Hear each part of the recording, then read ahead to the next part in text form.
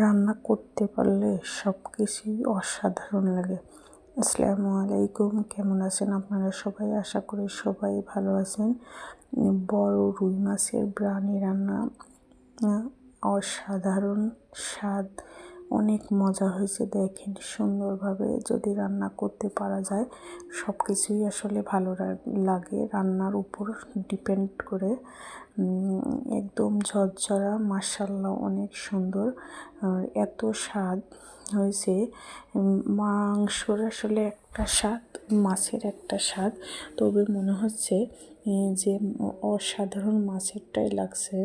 আসলে স্বাদও মাঝে মাঝে পরিবর্তন করতে হয়, শুধু একঘেয়েমি গোশের উপর নির্ভরশীল হলেই হবে না। সব কিছুই খেয়ে দেখতে হবে যে সব কিছুর স্বাদ কীরকম।